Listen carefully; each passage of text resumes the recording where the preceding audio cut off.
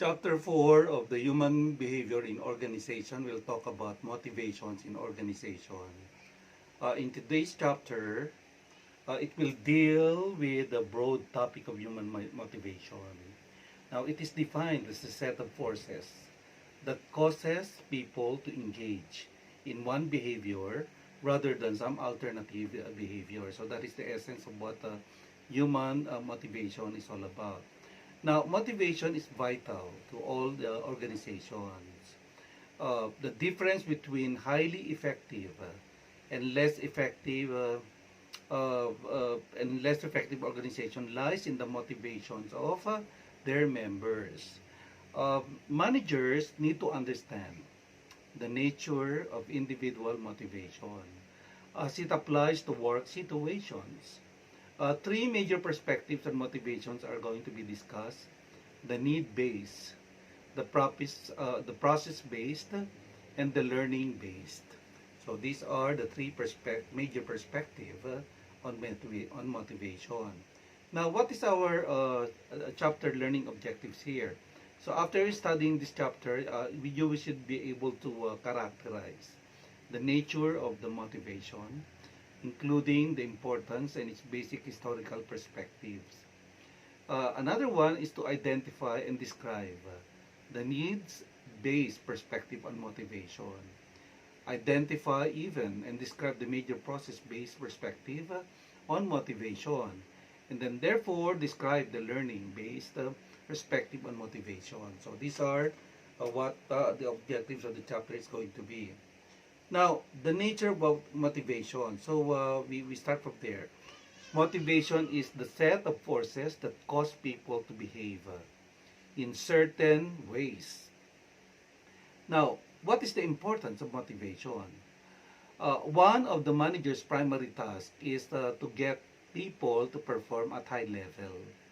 Now, this means getting them to work hard and come to work regularly and make a positive contribution to the organization's missions. Now, the job performance, in turn, depends on motivation, as well as on the ability and environment. And this relationship is stated as follows, where P is equals to M plus A plus E. So, what is P equals M plus A plus E? Where P stands for or represent performance. So therefore equals the motivation for M, A for ability, and E for the environment. Now, to attain a high level of performance, an employee must want to do the job, and that falls under the motivation. And he must be capable of doing the job. And that's where the ability is all about. And have the right materials and equipment.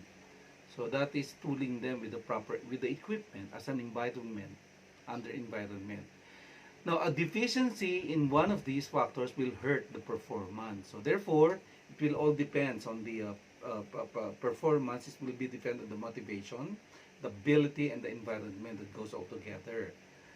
Now, what is the motivational framework? The motivational framework that has evolved from current thinking consists of 6 stages. So what are these? The starting point is the process. The process is a need, which is a deficiency experienced by the person. Now, the need triggers a search for ways to satisfy it. And next comes a choice of goal-directed behaviors. So a choice of goal-directed behaviors after the need. Now, next is the performance. Performance is the act of carrying out the goal-directed behaviors. Now, rewards or punishment follow as a result of the performance. Now, the need deficiencies are reassessed by the employee. So again, that is the motivational framework. So you're talking about the need, you're talking about search, you're talking about choice, punishment, rewards, performance, need deficiencies, and these are the things that are under the motivational framework. Now, we talk about the historical perspective of motivation. Uh, the traditional perspective is, number one is the traditional approach. Now what happens here? Proponents of scientific management assume that employees are economically motivated and work to maximize the amount of money they earn. Now, the piece rate system evolved from this perspective. The assumptions about motivation made by scientific management, the theories were soon recognized as capable of explaining the complex human behavior. So that is the traditional approach. Next is the human relations approach. Now, the human relations approach view suggested that people are motivated by things other than money. In particular, employees, being social animals, are motivated by and respond to the social environment at work. Favorable employee attitude such as job satisfaction is number one in the list and were presumed to result in increased employee performance. Now, this viewpoint also raised more questions about human behavior than it answered, and we will tackle that as we go along the chapter. Now, next is the human resource approach. What is the human resource approach? This approach carries the concept of needs and motivation one step further. It assumes that contributions themselves are valuable to both individuals and organizations. Now, management task is to encourage employees to participate and make proper contributions. Okay? Now, next is the need-based perspectives on motivation. So, the basic premise of the need-based theories and models is that human behavior, or rather, human motivation is caused primarily by deficiencies in one or more important needs or need categories. What are these needs? So we talk about the hierarchy of needs. Now, the hierarchy of needs was, conceptualized by Abraham Maslow and argued that human beings are wanting animals. They have an innate desire to satisfy a given set of needs. And Maslow stressed and believed that these needs were arranged in a hierarchy of importance. Now, we try to categorize it and we try to articulate it. Now, the three sets of needs at the bottom of the hierarchy are called deficiency needs. Now, you just imagine, the pyramid, no? The three sets of needs at the bottom of the hierarchy are called the deficiency needs. So what are these? For the individual to be fundamentally comfortable, deficiency need must be satisfied. Now, the two sets of needs are termed growth needs. Okay? Because they focus on personal growth and development. The physiological needs correspond to primary motives and includes the needs for food, for sex, and air, is necessary. So that's the physiological needs. Now, security needs relate to things that offer safety and security, such as the adequate housing, the clothing, the freedom from worry and anxiety. So these are the security needs. Now, another one is the belongingness need. For example, the need for love and affection and the need to be accepted by one's peers are primarily social in nature. Now, esteemed needs include the need for a positive self-image, that is esteem, positive image, and self-respect, as well as the need to be respected by the others.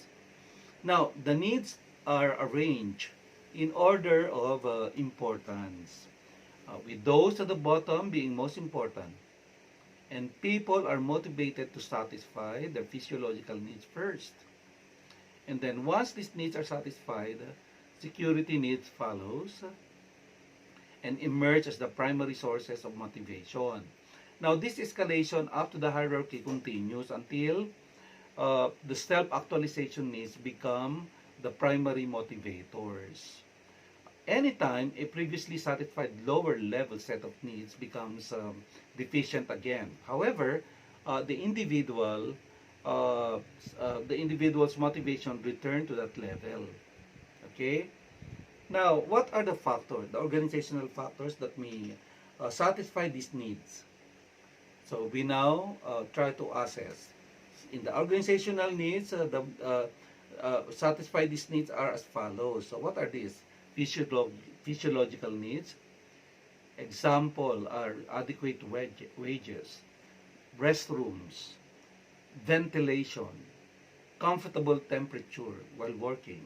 So these are the part of the physiological needs. Now, next is the security needs, job continuity, a grievance system, no, for you to be able to articulate, express your whatever sentiments, and then an adequate insurance and retirement system. You worry about the future. Now, next is the belongingness needs, relationships, no, friendship with co-workers and supervisors. So, platonic relationship amongst your peers. Now, next is the esteemed needs.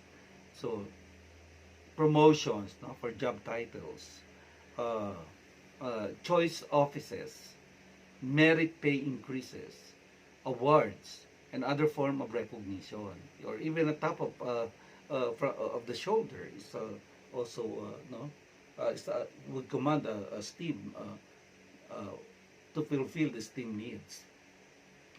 Now, self-actualization needs are avenues through which to make the most of one's potential. And these are the most difficult need to satisfy actually. So the self-actualization, you need a lot to work on that. You need to develop yourself on that. A lot of things are to be done for you to actualize. So, but then apparently it's realistic now based on your desired needs and for you to be able to feel the actualization. Okay? Now, researchers have identified some deficiencies in the need theory. The 5 levels of needs are not always present. One of the deficiencies. The other one is the actual hierarchy of needs does not always conform to Maslow's model. Now, the need structures are more unstable and variable than the theory would predict. Okay? Now, the primary contribution of Maslow's models is that it provides a framework for categorizing the needs. For example, the ERG theory. ERG is introduced to us by Clayton Alderfer's, the ERG theory, which extends and refined the Maslow's needs hierarchy. Here, the 3 basic needs of categories are existence, relatedness. The 3 categories are existence, relatedness, and growth. So that is ERG that represent. Again, existence for the E, relatedness for the R, and growth for the G. So ERG by Clayton Alderfer.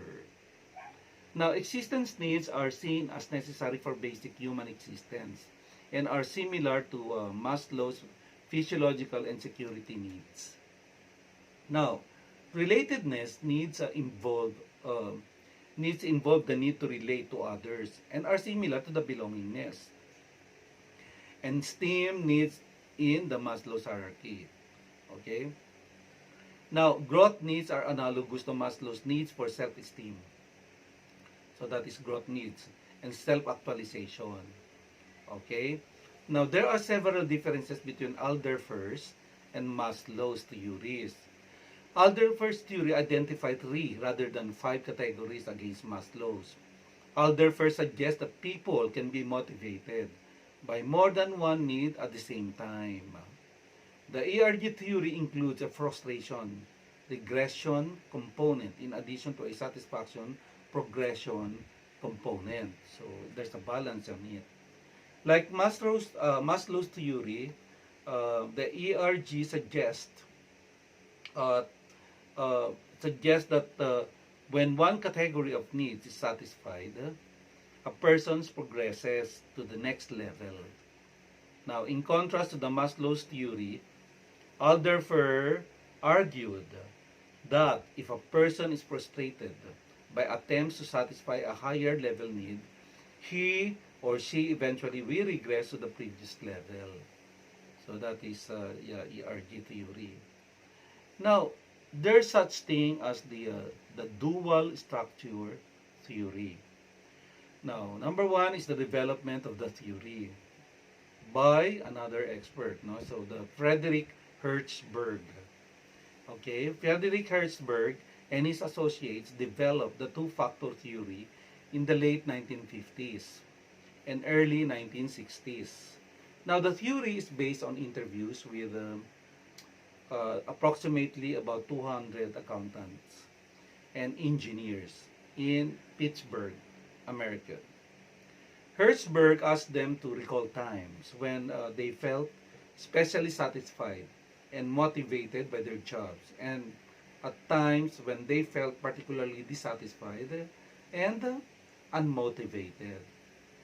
Okay, so using 200 accountants and engineers as respondents. Now, Hertzberg then asked them to describe what caused the good and bad feelings. Okay, now the responses were then subjected to content analysis. Now, Hertzberg found out that entirely different sets of factors were associated with the two kinds of feelings about work. This led him to conclude that one-dimensional construct of job satisfaction, ranging from satisfaction to dissatisfaction, was incorrect. Now, Hertzberg identified one dimension ranging from satisfaction to no satisfaction at all, and another ranging from dissatisfaction and to no dissatisfaction. Thus, employees could be better satisfied or not satisfied, and at the same time, dissatisfied or not dissatisfied. Okay, so you should try to assess on that. Now, the two sets of factors where motivation and hygiene factors comes along. So, motivation factors are associated with feelings, the feelings of satisfaction. Example of motivation factors are achievement, recognition, the work in itself, responsibility and advancement and growth. So this is under motivation factor.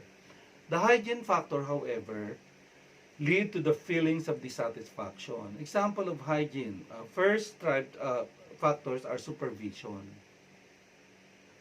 working conditions, interpersonal relationship, pay and job security, and company policies. So that would be, tantamount to and lead to hygiene factors.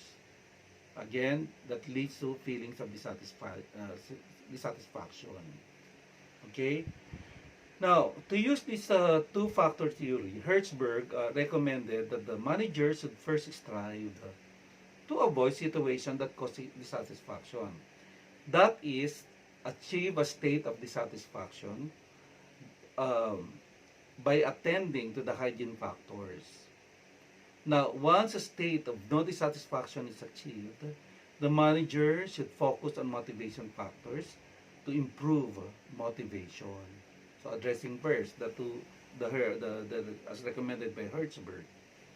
Okay, the hygiene theory before moving on to the motivation factors.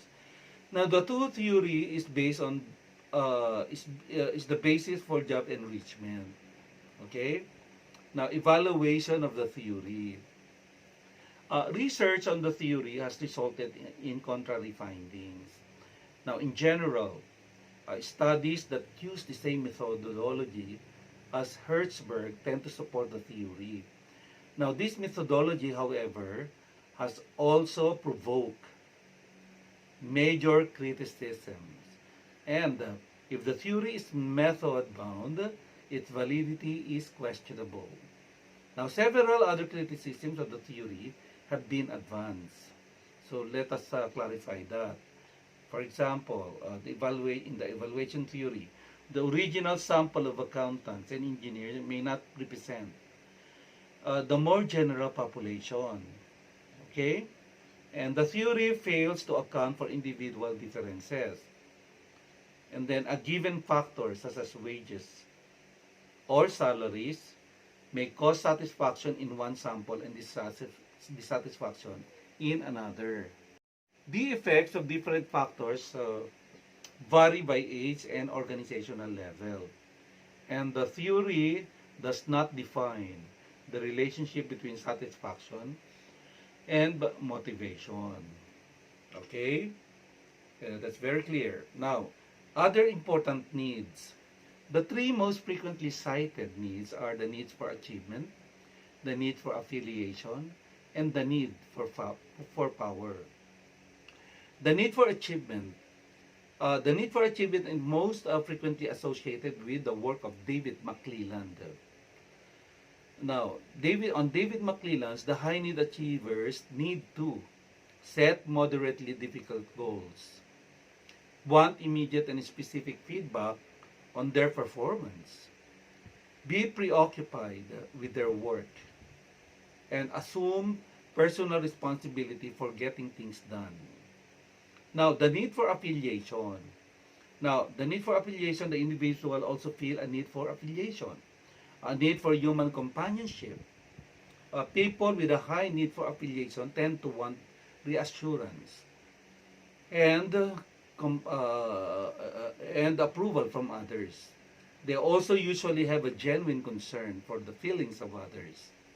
Finally, they are likely to conform to the wishes of others, especially those with whom they strongly identify and desire friendship.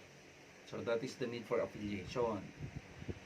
Now, the need for power is the desire to control one's environment, including the financials, material information, or information and human resources. Now, people with high need for power can be a successful manager, surprisingly, if they seek power for the betterment of the organization, asserting their power to improve organization performance. Now, the need for power have a fairly low need for affiliation, and they possess considerable self-control. So that is the need for power. Now, veering away from that, so process-based perspective on motivation. So, process-based perspective focus on why people choose certain behavioral options to satisfy their needs and show they evaluate their satisfaction after they have attained these goals. Now, the equity theory of motivation. Now, the theory is based on the premise that people in organization want to be treated fairly.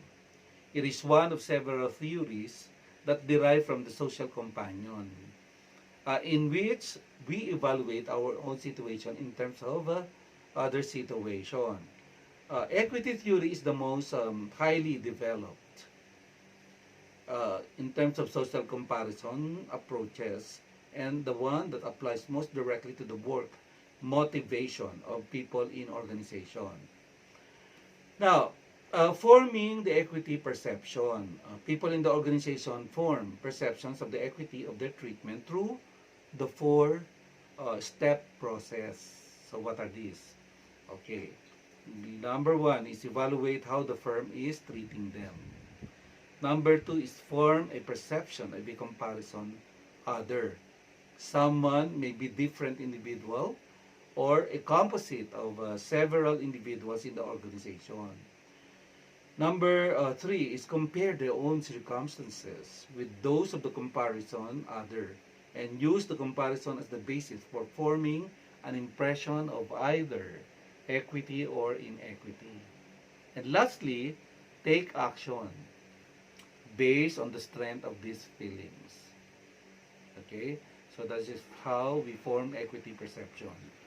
Now, responses to equity and inequity. Now, someone who feels inequitably treated is generally motivated to maintain the status quo. Okay? But a person who experiences inequity, real or imagined, is motivated to reduce it. Now, the 6 common methods of reducing inequity are as follows. Number 1 is change one's own input, such as effort put into job. Number two is change our own outcomes. Example, demand a raise in pay. Sad to say, but still resorting to stealing and seek other avenues for growth and development. So that is changing your own outcomes. Now next, alter your perceptions. Alter your perception of ourselves and our behavior. A rather complex response to perceived inequity. Next is change the object of comparison to what we think is a more valid other. And lastly, leave the situation. This is the last resort. By transferring out or seeking for another job, resign. So there. Now, how do we evaluate the implications? So evaluation and the implication of it. Research focusing on pay equity tends to support the theory quite consistently. Now, some individuals may be more sensitive to perceived inequity than others, and responses to underpayment tend to be stronger, perhaps understandably, than responses to overpayment. And most studies appear to uphold the basic premise of equity theory. Now, equity theory offers managers three messages, strong messages of that every member of the organization need to understand the basis for rewards. And then people tend to take a multifaceted view of their rewards, which they perceive as taking tangible and intangible form. And then people base their actions on their perceptions of reality. Okay? So these are the three messages by the equity theory that can be offered to the managers. Now we go to the expectancy theory of motivation. The basic expectancy model is one. Expectancy theory was first applied to motivation in the workplace by Victor Vroom. Now, the theory attempts to determine how individuals choose among alternatives behavior. Now, its basic premise is that motivation depends on how much we want something and how likely we think we are to get it. Effort, performance, and outcome are the general components of the expectancy model. Effort to performance expectancy is a person's perception of the probability that effort will lead to successful performance. It may range from 0 to 1.0. Okay. Now next is the performance to outcome expectancy. Performance to outcome expectancy is a person's perception of probability that performance will lead to a certain other outcomes. Okay, it may range from 0 to 1.0 even. Now, next is the outcomes and valences. An outcome is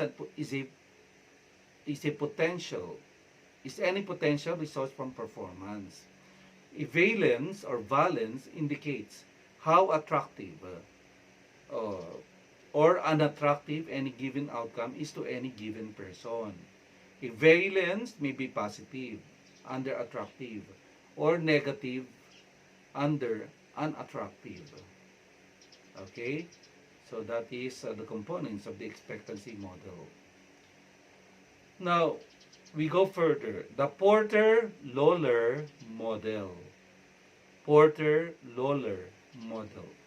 This modification of expectancy theory assert that under the right condition, high levels of performance may lead to satisfaction. Now, at the beginning of the motivational cycle, effort is a function of the value of the potential reward for the employee, its valence, and the perceived effort toward probability and expectancy. Okay? Now, effort then combines with abilities combined with traits and role perception to determine the performance. Now, performance result in intrinsic and extrinsic reward. The intrinsic rewards are intangibles. So intrinsic, such as the feelings of accomplishment. Extrinsic rewards, however, are tangible outcomes. Pay and promotion is one good example. Now, on the basis of the individual perception of the value of his or her performances to the organization, the person forms an impression of the equity of the rewards received for that performance. Now, if the rewards are regarded as equitable, the employee feels satisfied. If subsequent cycles, satisfaction with rewards influences the value of the rewards anticipated. Further, the actual performance following an effort influences future perceived effort reward probabilities. Now, we talk about the evaluation and implication. Now, the research evidence. Several studies have supported various parts of the theory. Expectancy theory is so complicated, however, that researchers have found it quite difficult to test. Still, the logic of the model, combined with the consistent, modest research support for it, suggests the theory has much to offer. So that is the evaluation. Now, the implication for managers are the following. Determine the primary outcomes each employee wants. Decide that what level and kinds of performance are needed to meet organizational needs or goals. And then make sure that the desired level of performance are possible. And then link the desired outcomes and the desired performance. And then analyze the situation for conflicting expectancies. And then make sure the rewards are large enough. And make sure the overall system is equitable for everyone. Now, learning-based perspective on motivation. Learning is a relatively permanent change in behavior or behavior potential resulting from direct or indirect experience. Now, it is a key component in employee motivation. Now, how learning occurs? The traditional view, the classical conditioning. Now, in the classical conditioning, it is the foundation for contemporary approaches to learning. Now, it was developed by Ivan Pavlov through a series of experiments involving dogs. Okay, so he made that research using dogs, as a to achieve the classical conditioning. Okay, Pavlov, a conditioned response is linked with an unconditional stimulus through repetition. Now, this model ignores the concept of choice. And it relies on simply cause and effect relationships and has proved too simplistic to explain human learning. Although it provides some insight in the learning process. So that is the classical conditioning by Pavlov, Ivan Pavlov. Now, the next is the contemporary view, the learning as a cognitive process. Contemporary learning theory generally views learning as a cognitive process in which people are conscious, active participants in how they learn. Now, people draw on their experiences and use past learning as a basis for present behavior. And then people make conscious choices about their behavior. And people recognize the consequences of their choices. And then people evaluate those consequences and add them to prior learning, which affect future choices. Okay, so that is the contemporary view. Learning as a cognitive process. Now, we go to the reinforcement theory and learning. It is also known as the Operand Conditioning, and generally associated with the work of B.F. Skinner, which reinforcement theory suggests that behavior is a function of its consequences, and behavior that results in pleasant consequences tends to be repeated, whereas behavior that brings unpleasant consequences tends not to be repeated. Okay, so that's the difference. Now, what are the types of reinforcement in the organization? The consequences of behavior are called reinforcement. These are four basic forms of reinforcement. Number one is the positive reinforcement. It is a reward following the desired behavior. Avoidance or negative reinforcement is another one, which gives the individual the opportunity to avoid unpleasant consequences. And then next one is the extinction. It occurs when rewards are withdrawn from behaviors that previously were reinforced. And the next one is the punishment. Is an unpleasant or aversive consequence of behavior. So these are the four basic forms of reinforcement. To repeat, positive reinforcement, avoidance or negative reinforcement, extinction, and punishment. Now, the schedules of reinforcement in organization. Managers can use 5 basic schedules of reinforcement. Number one is continuous. It is a behavior is reinforced every time it occurs. Now, fixed interval. The fixed interval behavior is reinforced according to some predetermined constant schedule based on time. Next is the variable interval. So behavior is reinforced after periods of time, but the time span varies from one interval to the next. And then fixed ratio behavior is reinforced according to the number of behaviors and exhibited with the number of behaviors needed to gain reinforcement that is held constant. And then variable ratio behavior is reinforced according to the number of behaviors exhibited. But the number of behaviors needed to gain reinforcement varies from one interval to the next. So there. And then next, we tackle the social learning in organization. Now, social learning occurs when people observe the behavior of others and then recognizing its consequences and alter their own behavior as a result. Now, several conditions must be met to produce an appropriate environment for social learning. Now, the behavior being observed and imitated must be relatively simple. And the behavior being observed and imitated must be concrete, not intellectual, in nature. Okay? Now, another one is observers must possess the physical ability to imitate the behavior. Okay, so that is under the social learning in organizations. Now, we go to organizational behavior modification. Now, behavior modification in organizations, we call it OB. OB mod is the application of reinforcement. It is a theory that the people in organization settings. There are 5 basic steps in OB mod. So what are these? Identify performance-related behavior events. And then number 2 is measure baseline performances, the existing level of performance for each individual.